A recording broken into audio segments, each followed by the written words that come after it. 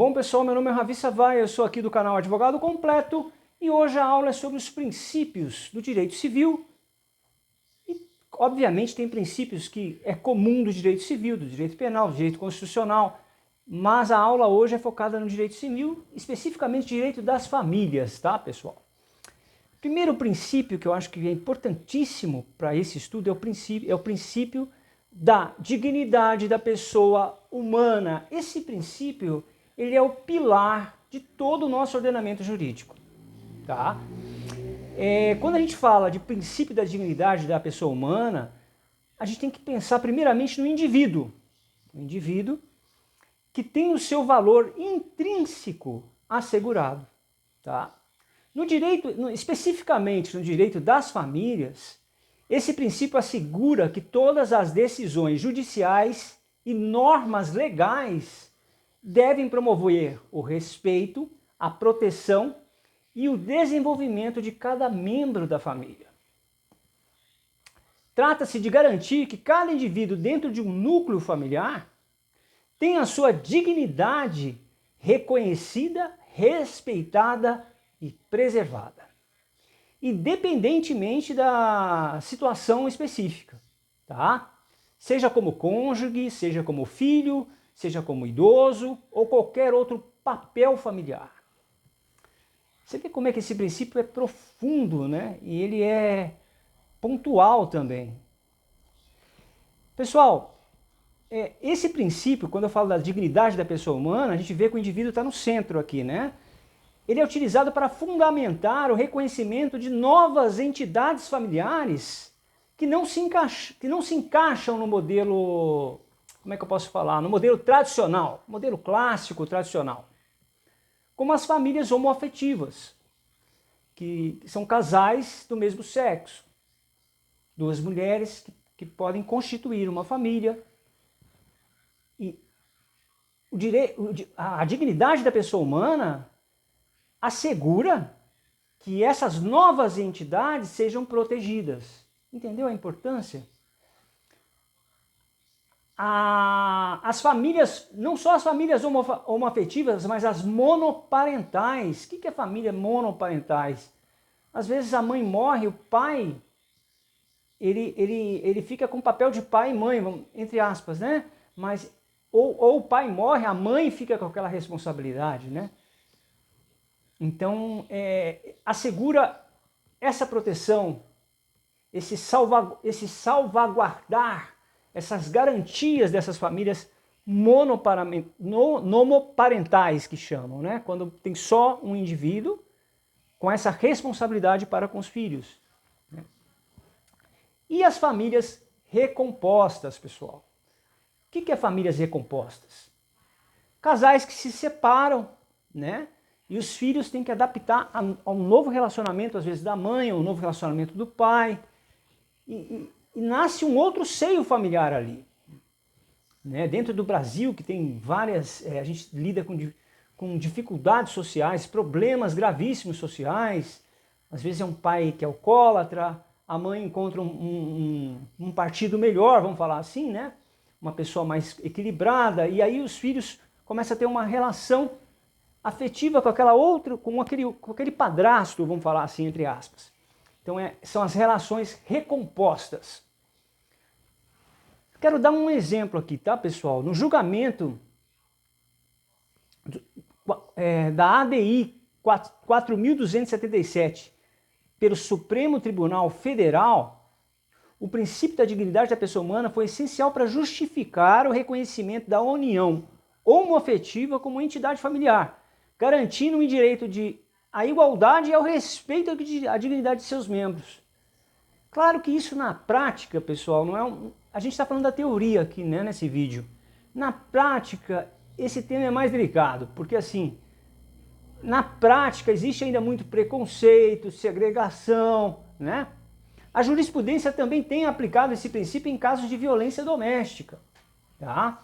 Assegurando medidas protetivas para as vítimas que necessitam de amparo e proteção para preservar sua dignidade e integridade. São aquelas mulheres que são vítimas de violência. A gente até entrevistou aqui a doutora Adriana, que tem um livro muito importante nesse sentido, Violência Doméstica e seus efeitos. Nas decisões de guarda compartilhada, pessoal, o princípio da dignidade da pessoa humana é frequentemente invocado para garantir que as crianças tenham um relacionamento saudável com ambos os pais, entendeu? Porque a criança não tem nada a ver, né, com a separação. E acaba sobrando para elas, né, na vida real, vamos falar assim, né? Assegurando o seu desenvolvimento emocional e social. Além disso, em casos de alimentos, que é a pensão alimentícia, né, esse princípio assegura que o dever de sustentar dos filhos deve ser cumprido de maneira justa, atendendo às necessidades vitais de cada membro da família. Tudo dentro do princípio da dignidade da pessoa humana. Você vê o quão importante é esse princípio. Em situações de divórcio, por exemplo, a gente está aqui no direito de família, né, pessoal? Vamos entrar, não vamos desvirtuar. Em situação de divórcio, por exemplo, a dignidade é preservada ao garantir uma divisão correta, uma divisão equilibrada. E, e também com relação à pensão alimentícia, né? Visando evitar que uma das partes fique em situação de vulnerabilidade. Tá? E aí, pessoal, um segundo princípio, não menos importante, é o princípio da afetividade. O que é esse princípio? Embora não expressamente previsto na lei, né, na legislação, tem ganhado destaque no direito de família atual, no direito de família contemporâneo, sendo amplamente reconhecido pela doutrina como um valor essencial na definição de família, o conceito de família. Esse princípio reconhece que os laços afetivos são tão ou mais relevantes que os vínculos biológicos ou formais. Às vezes aquele pai que engravidou a moça sumiu e essa moça conhece um outro rapaz que torna o pai daquela criança, menino ou menina. E esse princípio assegura que essa relação afetiva é preservada, é garantida, é cuidada, né? Então, ele reflete a evolução social e jurídica que valoriza o afeto, que valoriza o amor e o cuidado, como eu falei, né? Como elemento constitutivo das relações familiares, influenciando decisões sobre guarda, adoção, reconhecimento de filiações. Então, esse respaldo do princípio da afetividade respalda que os laços afetivos são tão ou mais relevantes que os vínculos biológicos. Eu citei exemplos aqui, né? O pai vai comprar um cigarro e some, a criança é pequena, a mãe arruma um outro marido, e essa criança passa a ter aquele outro marido, passa a ter uma relação de afetividade, de amor com essa. Então, o conceito familiar, ele está em eterna evolução. E quando a gente fala de afetividade, esse conceito vai assegurar esses laços afetivos, garantir, preservar, tanto com relações jurídicas importantes, como a guarda, né, a adoção, como às vezes tem uma mãe que tem um filho e não tem condição de como é que fala, de cuidar daquela criança e passa para uma família que tem mais condições e aquela família vai dar o carinho, vai dar o amor e vai dar toda a proteção para aquela criança, né? Esse é o princípio da afetividade e até com relação ao reconhecimento da filiação. A afetividade é particularmente relevante em casos de adoção e filiação que a gente chama de socioafetiva, onde a formação do vínculo familiar se dá pela convivência e da convivência gera o afeto e não necessariamente pelo vínculo biológico. Por exemplo, em julgados recentes, pessoal, falando recente aqui 2024, o STF tem reconhecido a filiação socioafetiva permitindo o registro de mais de um pai ou uma mãe para uma criança. Mais de um pai e mais de uma mãe. Justamente para respeitar esses vínculos afetivos. quando há provas, obviamente, desse vínculo, né? Em questão de guarda, a afetividade é um critério fundamental para determinar o melhor interesse da criança, assegurando que ela mantenha relações afetivas saudáveis com seus cuidadores. A criança aqui está no centro, né? Vamos a exemplos práticos, né, desse princípio da afetividade. A adoção por casais homoafetivos é um exemplo concreto da aplicação do princípio da afetividade, onde o afeto e o vínculo emocional são considerados mais relevantes que os aspectos formais ou biológicos. Outro exemplo é o reconhecimento de direito de herança para filhos socioafetivos, que antigamente era impossível isso, né? Com a evolução do direito, o princípio da afetividade assegura que os filhos socioafetivos, que não são biológicos, têm o direito à herança, baseando-se na convivência e no vínculo afetivo demonstrado ao longo dos anos, né? Em caso de disputa pela guarda de menores, quando há disputa, né, a afetividade pode determinar a manutenção de quem que a criança vai ficar. Olha o tanto que é importante o princípio da afetividade. Terceiro princípio, pessoal, é o da solidariedade familiar. O que é esse princípio? O princípio da solidariedade familiar exige que os membros de uma família ajudem uns aos outros em situações de necessidade, tanto material quanto emocional. Isso acontece muito na prática, né, pessoal? Ou às vezes, raramente na prática. Porque eu estava lendo um estudo, se bem que não é um estudo brasileiro, é um estudo americano, que por falta dessa solidariedade familiar nos Estados Unidos, existe um alto índice de suicídio.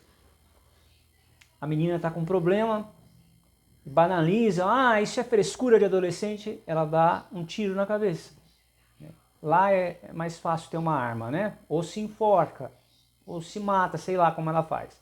O que eu quero dizer, pessoal, o quão é importante também esse princípio da solidariedade familiar, onde a família é o suporte, né? Onde a mãe precisa de um filho, onde um filho precisa da mãe, onde um pai vai ajudar um filho, mas vai ter um momento que aquele filho vai ajudar o pai também. Ajudar uns aos outros, não aquele velho papo, se precisar, conta comigo. Não é isso, é uma ajuda efetiva mesmo. Tanto material quanto emocional. Esse princípio, previsto explicitamente na nossa Constituição Federal, especificamente no artigo 226 e 227, fundamenta a ideia que a família deve ser um espaço de cooperação, apoio mútuo e assistência. Parece um pouco demagogo falar isso, né? Mas quando a gente fala de Constituição Federal, pessoal, a gente está falando do que a gente não é um idealismo, pode ser visto assim, mas são o que a gente, como é que eu posso dizer, fundamenta como ideias corretas. Porque se você pensar na cooperação, no apoio e na assistência mútua, isso é uma família ideal, porque todos nós vamos ter problemas no dia a dia, vamos ter obstáculos a serem enfrentados, vai ter um calo que aperta, às vezes falta dinheiro, às vezes você pode ajudar com dinheiro também. Então, são vários pontos sensíveis que existem numa família que vem o princípio da solidariedade familiar respaldar. Trata-se de um compromisso moral e jurídico entre os familiares para garantir o bem-estar coletivo, porque assim, se eu tenho um irmão que não está bem, a minha família não fica bem, né? É um princípio da individualidade na harmonia única da família, né? Porque se eu estou bem e meu irmão não está bem, porque se bem que hoje a gente está tendo uma coisa meio egoísta, né? Desculpa um palavrão, mas foda-se, dane-se, né? Mas não é bem assim, porque se seu pai está bem, sua mãe está bem, seu irmão está bem, se você não tiver um pai, né, sua mãe é sua estrutura, ou sua esposa é sua estrutura, não tem como você ficar bem se alguém estiver mal, né? Então o princípio da solidariedade familiar coloca um compromisso moral e jurídico que deve ter na família. Eu acho muito bacana esse princípio, tá? E ele está na nossa Constituição Federal, nos artigos 226 e 227. Às vezes um parente pede alimento, né? Se você tem uma condição melhor que um parente, você pode doar uma cesta básica. Às vezes uma responsabilidade compartilhada de cuidar de uma criança. Eu vejo casos, às vezes eu conheço uma família que uma tia ajuda a mãe a cuidar daquela criança, porque aquela mãe não tem condição. Pessoas com deficiência. E assim por diante, pessoal. Vamos para o quarto princípio, para a gente não ficar longo. O princípio da igualdade ou isonomia nas relações familiares. O que seria esse princípio? Dentro desse viés familiar que a gente está trabalhando. O princípio da igualdade ou isonomia assegura que todos os membros da família sejam tratados de formas iguais, equitativas, né? Equitativas, vamos falar assim. Sem discriminação, com igualdade de direitos e deveres. É aquela família que tem gêmeos, ambos ganham presentes equivalentes. Se bem que na prática é difícil isso, né? Que às vezes existe uma predileção para um determinado filho. Engraçado, e o que mais é discriminado é o que vence na vida, né? É muito louco isso. Com relação à igualdade de direitos e deveres, esse princípio previsto no artigo 5º da Constituição Federal, no artigo 226 também, tem sido fundamental para romper com padrões de discriminação. Às vezes tem um filho biológico na família e um filho que é socioafetivo, pode haver discriminação, né? Então esse princípio assegura a igualdade, a isonomia, que todos têm que ser tratados de maneira igual, garantindo a igualdade de tratamento de homens e mulheres, filhos biológicos e adotivos e membros de união heteroafetivas e homoafetivas. Na prática, o princípio da igualdade é aplicado, pessoal, para eliminar diferenciações entre filhos, garantindo que todos, sejam biológicos, adotivos ou socioafetivos, tenham o mesmo direito sucessório e patrimoniais, com relação à herança, né? Também se aplica na guarda compartilhada, em que ambos os pais têm direitos e deveres iguais na criação e na educação dos filhos. Às vezes os pais têm uma briga, a criança não tem nada a ver com aquilo, né? A mãe põe o pai contra o filho, o pai põe a mãe contra o filho. Isso é uma maldade que se faz com a criança, né? Mas isso é outro assunto, vamos focar aqui nos princípios. A aplicação do princípio é clara em decisões que garantem a igualdade de direito entre casais homoafetivos e heteroafetivos no acesso à adoção, aos benefícios previdenciários e à herança. Também é visível nas mudanças legislativas que asseguram a igualdade de direito entre homens e mulheres na administração do patrimônio familiar. Às vezes é uma mulher que vai cuidar da administração, às vezes é um homem.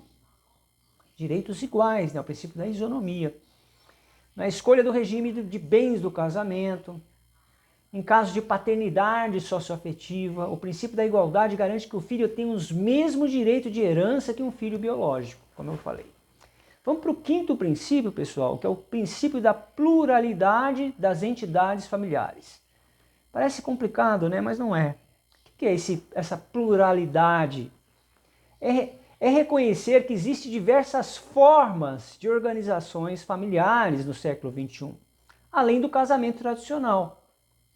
Esse princípio é uma resposta à realidade social contemporânea, que se caracteriza pela diversidade de arranjos familiares, como as famílias monoparentais, como eu citei aqui.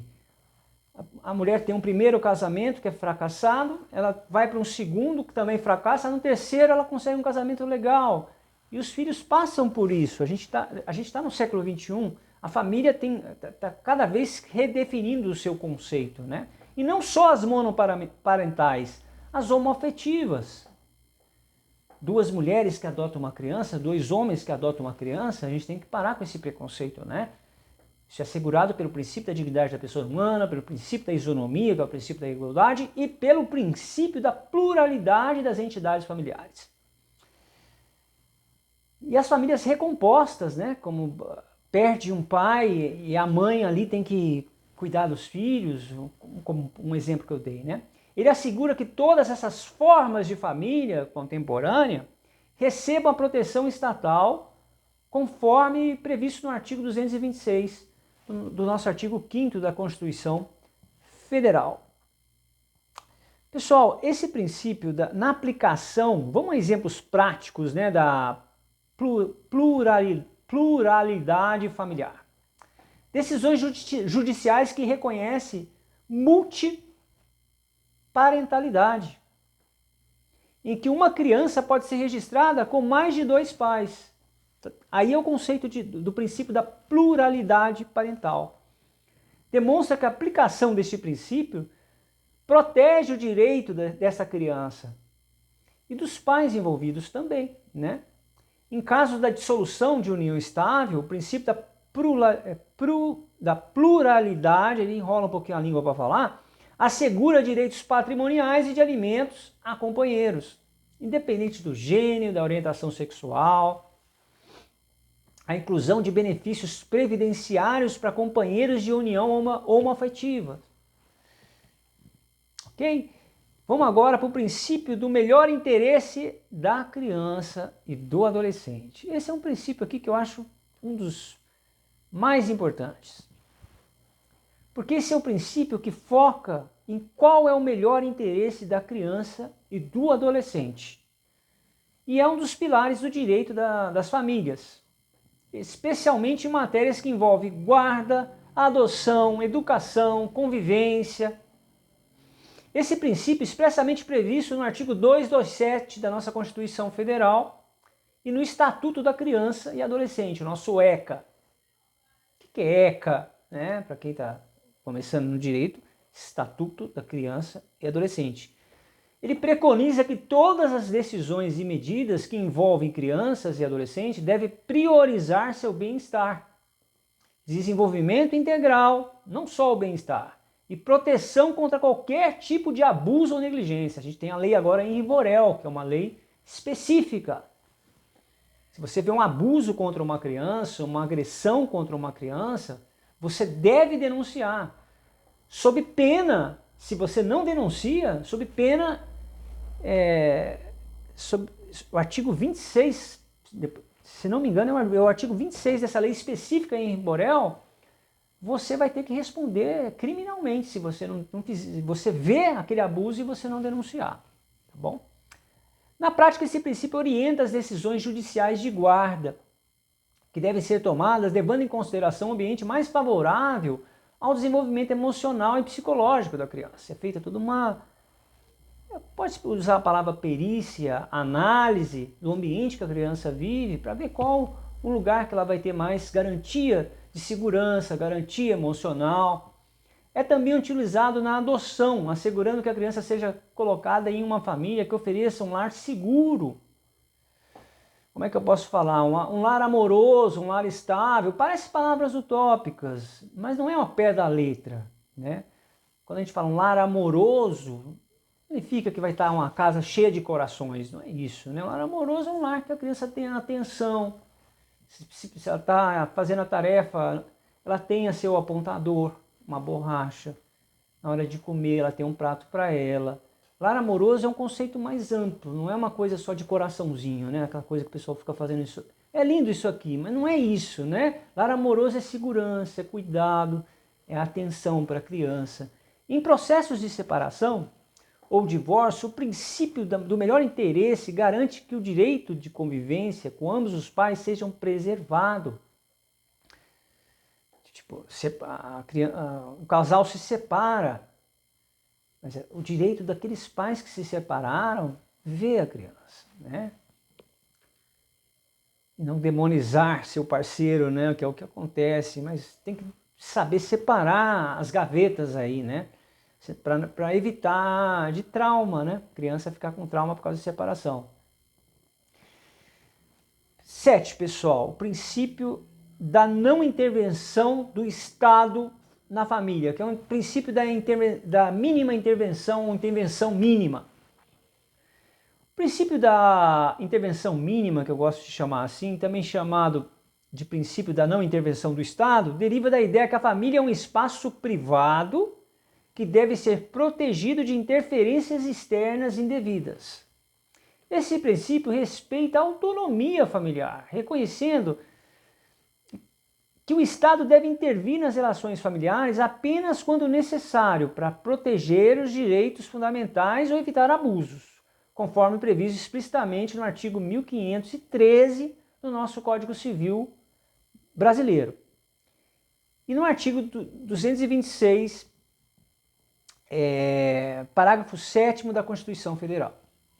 Na prática, esse princípio fundamenta o direito dos pais de decidir sobre a educação, que escola que ele vai querer para o filho, qual o planejamento familiar. O Estado não pode entrar num planejamento familiar da família, não pode entrar em como os pais, na educação dos filhos, na escolha do regime de bem do casamento. O Estado não pode entrar nessas coisas, né?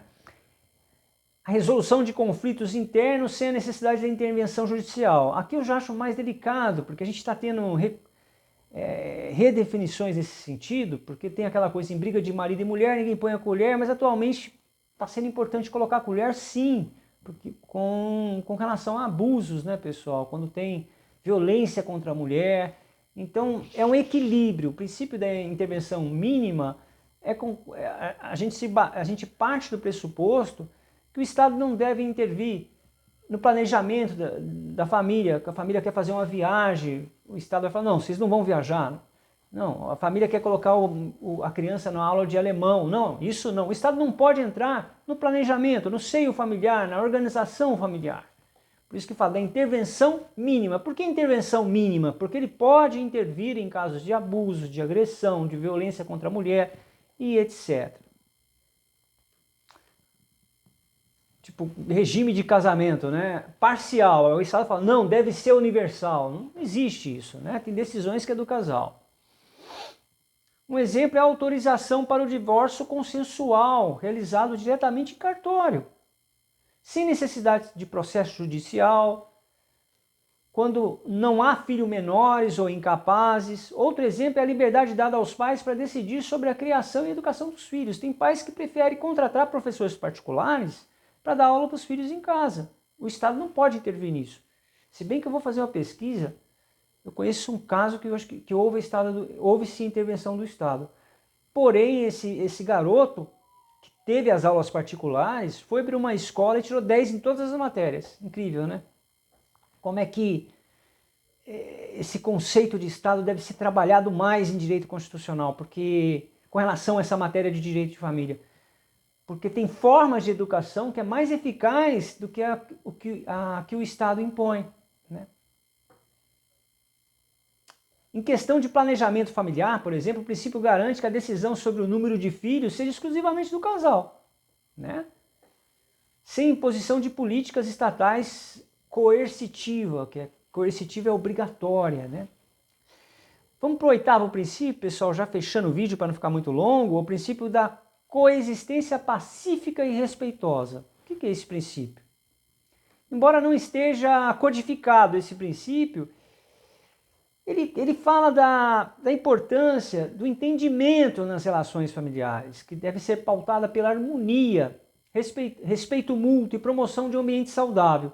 Esse princípio é especialmente relevante em contextos de separação, divórcio, guarda de filhos e convivência familiar, onde o respeito e a pacificação de conflitos são essenciais para o bem-estar dos membros da família.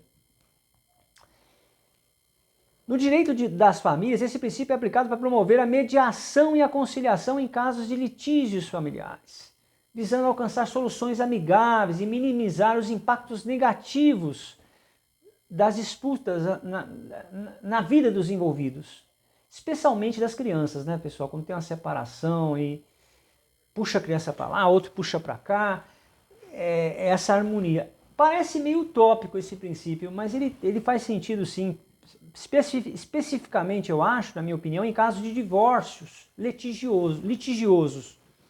Os tribunais frequentemente incentivam a mediação como uma forma de resolver o conflito de maneira pacífica, respeitando os interesses de ambas as partes. A balancinha aí do direito, né, pessoal? Eu vou fechar com o princípio da proporcionalidade e razoabilidade. O que é esse princípio? Ele exige que todas as decisões jurídicas, pessoal, especialmente em questões familiares, sejam equilibradas, sejam justas, adequadas ao caso concreto. Esse princípio garante que as ações e medidas tomadas pelo Estado e pelos tribunais respeitem os limites da necessidade, adequado à proporcionalidade, evitando excessos e abusos. Às vezes o cara ganha um salário mínimo e a mulher pede de pensão 5 salários mínimos para o cara. Né? Então, eu estou citando um exemplo aqui, não estou entrando na questão de gênero, pode ser o contrário, tá? Mulher ganha um salário mínimo e o cara pede de pensão 6. Pode ser o contrário. Então, o princípio visa essa proporcionalidade. No contexto do direito das famílias, esses princípios são utilizados para ponderar os interesses dos diferentes membros da família, assegurar que as medidas adotadas, como a fixação de alimentos, né, guarda dos filhos ou partilha de bens, sejam proporcional à capacidade financeira da pessoa. Né? E esse equilíbrio, um pai vê um final de semana, a mãe vê o outro, ou pode ser uma combinação, a mãe vê de segunda, a mãe fica com a guarda e de segunda a sexta fica com os filhos, o pai fica final de semana, o Natal fica com um, o Réveillon com o outro, esse equilíbrio. Se bem que na prática isso às vezes é uma batalha, viu? É uma batalha cruel. Porém a gente está falando do que seria o ideal, né? O que a Constituição pretende, né? A pretensão da Constituição, eu acho que não é bem a pretensão, é o ideal, o que o princípio visa garantir, não quer dizer que ele vai garantir. Na fixação da pensão alimentícia, o juiz deve considerar as capacidades financeiras, e de fato ele considera, né? Porque senão não adianta fixar uma quantia de 10 mil reais para uma pessoa que não tem condição de pagar nem 500 reais. Né? Aí que entra o princípio da proporcionalidade, da razoabilidade. Em casos de violências domésticas, por exemplo, a proporcionalidade é observada na determinação de medidas protetivas, como afastamento do agressor, assegurando proteger sem restringir desnecessariamente direitos fundamentais. O direito tem muita palavra bonita, né? O direito é apaixonante, né? Então é isso, pessoal. Hoje eu foquei bem no direito das famílias, falei sobre os princípios, tentei falar numa linguagem mais simples, porque não deixa de ser um bate-papo, né? E tem hora que vocês ouviram falar direito das famílias. Porque a expressão direito da família reflete uma abordagem tradicional e clássica, adotada por doutrinadoras como Maria Helena Diniz, que eu respeito muito, adoro os livros dela, Carlos Roberto Gonçalves. Por outro lado, a expressão direito das famílias, defendida pela Maria Berenice Dias e pelo próprio Tartucci, essa nomenclatura é mais inclusiva e reflete mais os arranjos familiares contemporâneos. Por isso que eu falo direito das famílias. Né? Quer um exemplo prático para a gente fechar esse vídeo? No Brasil, a discussão sobre o reconhecimento jurídico da união homoafetiva, que culminou no julgamento do STF, né? Um exemplo claro da aplicação do conceito de direito das famílias, que reconhece novos modelos de família. Por isso que fala direito das famílias. Bom, eu fecho o vídeo com isso, pessoal. Um abraço a todos vocês. Até o próximo vídeo. Hoje foi uma aula de direito civil.